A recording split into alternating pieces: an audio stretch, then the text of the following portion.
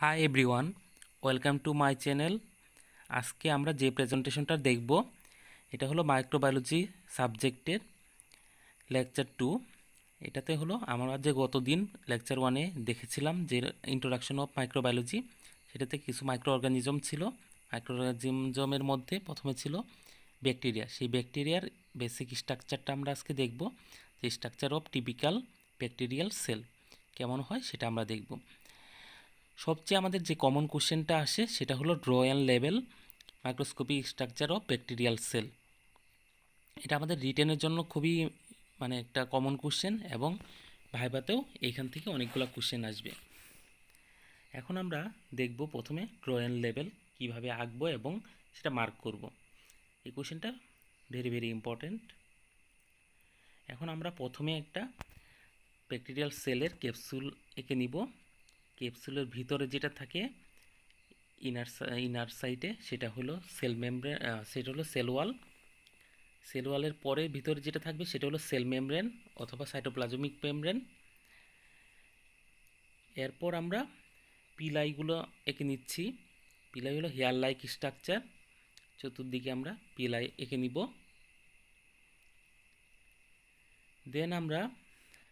দেন আমরা ইনক্লোশন বডিগুলো আঁকবো। উপরের দিকে একটা আঁকবো, নিচে একটা আঁকবো। তারপরে আমরা প্লাজমিড এঁকে নিব। এরপর আমরা মাঝখানে ক্রোমোজোম আঁকবো। এই সবগুলা জিনিসই আমাদের সাইটোপ্লাজমের উপর থাকবে। এখন আমরা রাইবোজোম আঁকতেছি। পুরোটা সাইটোপ্লাজমে রাইবোজোম ছড়ানো থাকবে। এখন যদি আমরা মার্ক করি, প্রথমে আউটার মোস্ট লেয়ারটা থাকবে হলো ক্যাপসুল, তারপরে ইনার মোস্ট লেয়ারটা থাকবে সেল মেমব্রেন অথবা সাইটোপ্লাজমিক মেমব্রেন, আর এর মাঝামাঝি যেটা থাকবে সেটা হলো আমাদের সেল। এরপর যেটা আঁকবো সেটা হলো সেল ওয়াল। ওকে, এখন আমরা ক্রোমোজোম মার্ক করে নিব। ওকে, তারপরে এখন আমরা রাইবোজোম মার্ক করতেছি। রাইবোজোমের পরে আমাদের যেটা মার্ক করতে হবে এটা হলো সাইটোপ্লাজম। সাইটোপ্লাজম হলো পুরাটা সেলেই সাইটোপ্লাজম প্লেট হিসেবে কাজ করবে, এটাতে সবগুলো ছড়ানো থাকবে। তারপর ইনক্লুশন বডি, তারপর আমাদের প্লাজমিড, তারপরে এই হেয়ার লাইক স্ট্রাকচারগুলো পিলাস, আর হলো এই যে টেল লাইক স্ট্রাকচার এটা হলো ফ্লাজেলা। তাহলে আমাদের এই যে আঁকানো হয়ে গেল, এটা আমরা নিচে লিখে নিব। Figure the structure microscopic structure of bacteria. Okay, আমাদের যদি ড্র অ্যান্ড লেভেল আসে কোশ্চেনে, তাহলে আমরা যদি এটা এঁকে দিই আমরা ফুল মার্ক পেয়ে যাব। এখন হলো আমরা এই সব bacteria contain outermost layer is called capsule. In some bacteria presence of capsule called capsulated bacteria, and in some bacteria capsule is absent is called non-capsulated bacteria. So on the surface of capsule there are hair-like structure all over the surface of capsule, so this hair-like structure is called pilus, as well as tail-like structure at the bottom is called flagella. So there is a cell wall. In case of non-capsulated bacteria, cell wall is the outermost covering, so act as a protective covering to the non-capsulated bacteria. Cell ওয়ালের inner সারফেসে যেটা থাকবে এটা হলো cell membrane বা cytoplasmic membrane, যেটা আমাদের সাইটোপ্লাজমকে cover করে রাখবে। এরপর আমরা যদি আসি, তারপর আমাদের যে প্লেটটা সাইটোপ্লাজম, যেটার উপর সবগুলা ইন্টারনাল পার্ট থাকে, ছড়ানো থাকবে, সেটা হলো সাইটোপ্লাজম। তাহলে অল ওভার দ্য স্ট্রাকচার হলো সাইটোপ্লাজম। সাইটোপ্লাজমের ভিতরে থাকবে রাইবোজোম, মাল্টিপল রাইবোজোম থাকবে। রাইবোজোমের পরে যেটা আমরা দেখতেছি এটা হলো ইনক্লুশন বডি, প্লাজমিড, এগুলো সবই আমাদের ক্রোমোজোমের মধ্যে, এগুলো সবই আমাদের সাইটোপ্লাজমের মধ্যে থাকবে, এবং মাঝামাঝিতে যেটা থাকবে সেটা হলো ক্রোমোজোম। ওকে, এই ক্যাপসুল, পিলাস এবং ফ্লাজেলা ছাড়া বাকি যা কিছু আছে সবই হলো আমাদের ইন্টারনাল পার্ট ব্যাকটেরিয়াল সেলের, আর বাকি এই তিনটা হলো ক্যাপসুল, ফ্লাজেলা আর হলো পিলাসটা হলো আমাদের এক্সটার্নাল পার্ট। এখন আমরা যদি এক একটা আলাদা করে পড়ি, যদি প্রথমে পড়ি ক্যাপসুল, তাহলে ক্যাপসুলটা কি? The outermost coating surrounding the cell wall is called capsule. এটা একটা হচ্ছে প্রোটেক্টিভ কভারিং, তার মানে আমাদের এটা বাইরের যে কোনো আঘাত থেকে সেলটাকে, ব্যাকটেরিয়াল সেলটাকে রক্ষা করে এই ক্যাপসুলের তাহলে বাইরের দিকে থাকবে ক্যাপসুল।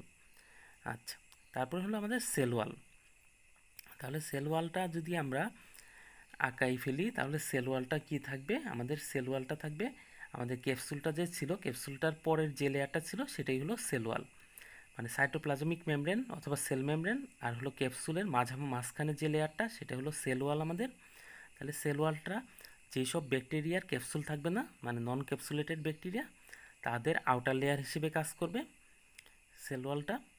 তারপর ব্যাকটেরিয়াল সেল ওয়ালটার আরেকটা কাজ হলো ব্যাকটেরিয়ার যে শেপটা মেনটেন করতে অথবা এই প্রপার শেপে থাকতে সাহায্য করে সেল ওয়াল। আরেকটা সেল ওয়াল যেহেতু আমাদের নন ক্যাপসুলেটেড ব্যাকটেরিয়ার জন্য আউটার মোস্ট লেয়ার, এবং সেল ওয়ালের ভিতরে আমাদের সবগুলা ইন্টারনাল পার্ট থাকে ব্যাকটেরিয়ার, এটা ধরে রাখতে সাহায্য করে। আর সেল ওয়ালের উপর নির্ভর করে আমাদের ব্যাকটেরিয়াকে আমরা দুই ভাগে ভাগ করতে পারি। ব্যাকটেরিয়া আমরা ক্লাসিফিকেশন আগামী ক্লাসে পড়ে ফেলবো, তবে আজকে সেল ওয়ালের উপর ক্লাসিফিকেশন করা যায় দুইভাবে, সেটা আমরা একটু দেখব। যেহেতু সেল ওয়াল আমাদের গ্রাম স্টেন নেওয়ার উপরে নির্ভর করে, এটাও আমরা বুঝবো আগামী ক্লাসে। তাহলে গ্রাম স্টেন যদি নেয় তাহলে আমরা ওই সেল ওয়াল কালার চেঞ্জ হবে, ভায়োলেট কালার হয়ে যাবে, আর যদি গ্রাম স্টেন না নেয় তাহলে সেটা হলো রেড কালার হয়ে যাবে। এই যে ভায়োলেট কালার হলো বা রেড কালার হলো, এই যে সেল ওয়ালটা কালার নিচ্ছে স্টেন নিচ্ছে সেটা হলো গ্রাম পজিটিভ ব্যাকটেরিয়া, আর যেটা হলো আমাদের সেল ওয়ালটা গ্রাম স্টেন নিবে না সেটা হলো গ্রাম নেগেটিভ ব্যাকটেরিয়া।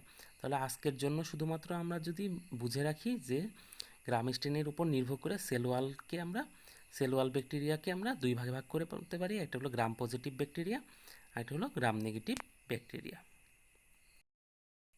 ওকে, দেন আমাদের হলো সেল মেমব্রেন। সেল মেমব্রেনটা তাহলে আমাদের ইনারমোস্ট যে লেয়ারটা আছে ভিতরের দিকে থাকবে সেটা হলো সেল মেমব্রেন বা সাইটোপ্লাজমিক মেমব্রেন অথবা প্লাজমা মেমব্রেন, একই নাম। তাহলে সেল মেমব্রেনের যদি অ্যানাদার নেম আসে সেটা কি প্লাজমা মেমব্রেন অথবা সাইটোপ্লাজমিক মেমব্রেন।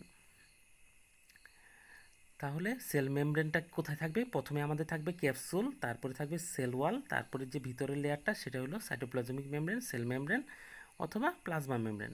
তাহলে এটা একটা থিন মেমব্রেন, আর এটা কোথায় থাকে, সেল ওয়ালের পরবর্তী যে লেয়ার থাকে সেটাই হলো সেল মেমব্রেন। আর সেল মেমব্রেনটা ইন্টারনাল পার্টকে কাভার করে রাখবে, তার মানে হচ্ছে সাইটোপ্লাজমকে কাভার করে রাখবে হলো সেল মেমব্রেন বা প্লাজমা মেমব্রেন বা সাইটোপ্লাজমিক মেমব্রেন। এর জন্য এটার নাম হলো সাইটোপ্লাজমিক মেমব্রেন, যেহেতু সাইটোপ্লাজমটাকে কাভার করে রাখতেছে চতুর্দিকে, এর জন্য নাম সাইটোপ্লাজমিক মেমব্রেন হচ্ছে। আর এটা হলো বাই লেয়ারে থাকে, মানে বাই লেয়ার মানে বাই মানে দুই, আমরা মেডিকেল টার্মে বাই হলো দুই, ট্রাই মানে তিন, তাহলে এখানে আমরা পড়বো বাই মানে দুই। আর এটা দুইটা লেয়ারে থাকে, তাহলে দুইটা লেয়ার কি কি, ফসফোলিপিড আর হলো প্রোটিন। ওকে, দেন আমরা যেটা পড়বো সেটা হলো ফ্লাজেলা। আমরা প্রথম দিকে দেখছিলাম যে ফ্লাজেলা হলো টেল লাইক স্ট্রাকচার যেটা বটমে থাকে। এই ফ্লাজেলাটার সবচেয়ে বেশি ইম্পর্টেন্স কি, এটা হলো লোকোমোশনে সাহায্য করে, মানে চলাফেরা করতে সাহায্য করে, ব্যাকটেরিয়াকে এক জায়গা থেকে আরেক জায়গায় চলতে সাহায্য করে। আর এই ফ্লাজেলাটার ডায়ামিটার হলো 10 to 12 ন্যানোমিটার, এটা এমসিকিউ আসতে পারে। আর হলো লেন্থটা হলো 20 মাইক্রন টু 200 মাইক্রন।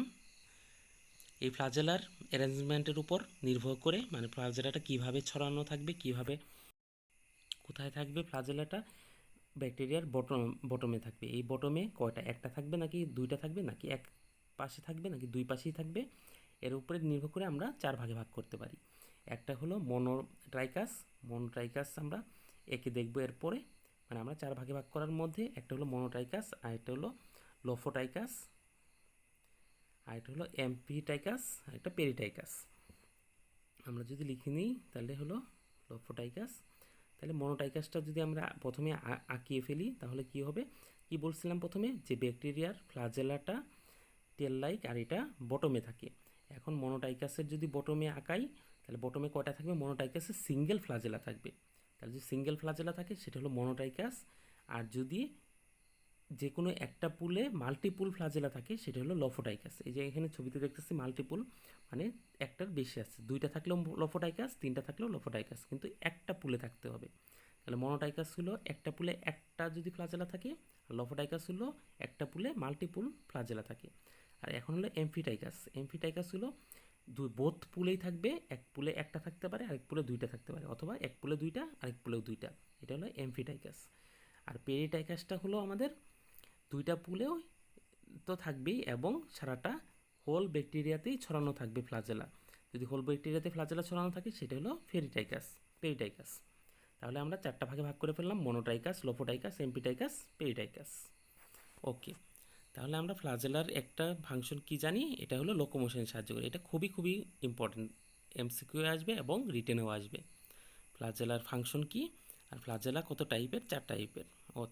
ওকে, আমরা এখন পড়বো পিলাই পড়ছিলাম আমরা হেয়ার লাইক স্ট্রাকচার।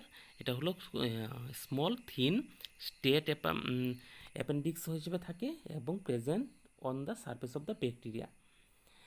এটা ডায়ামিটারটা থাকবে 3 থেকে 25 ন্যানোমিটার এবং লেন্থটা থাকবে 12 মাইক্রন। পিলাইটাও ফ্লাজেলার মতোই আমাদের লোকোমোশনে সাহায্য করে একটা, আরেকটা হলো অ্যাটাচমেন্টে সাহায্য করে, আমাদের ব্যাকটেরিয়াটা যে লেগে থাকবে সেটাতে সাহায্য করে। এখন আমরা পড়ব রাইবোজোম। রাইবোজোম হলো আমাদের দেখেছিলাম যে রাইবোজোম থাকবে ছোট ছোট মাল্টিপুল রাইবোজোম থাকে। টিনি মানে ছোট, আমরা জানি স্মল, টিনি ইউনিট ডিস্ট্রিবিউট মানে সাইটোপ্লাজমের পুরাটাতেই ছড়ানো থাকবে।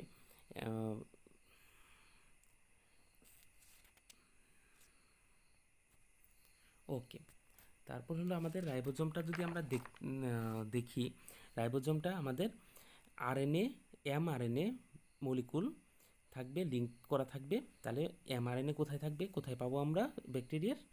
রাইবোজোমে পাবো। এটাও একটা এমসিকিউ এর কোশ্চেন আসতে পারে যে এমআরএনএ কোথায় প্রেজেন্ট থাকে? Found in ribosome. তাহলে এমআরএনএ ফাউন্ড ইন রাইবোজোম।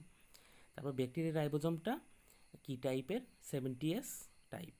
তাহলে এই দুইটা এমসিকিউ আসতে পারে রাইবোজোম থেকে, যে রাইবোজোমে কি থাকে, কি আরএনএ থাকে? এমআরএনএ। আর একটু রাইবোজোমটা কি টাইপের? 70S type. ওকে, আমাদের আজকের টপিক এই পর্যন্তই। ভিডিও ভালো লাগলে এই চ্যানেলটা সাবস্ক্রাইব করবেন এবং থ্যাংক ইউ ফর ওয়াচিং। আগামী ক্লাসে অন্য কোনো টপিক নিয়ে আপনাদের সামনে দেখা হবে।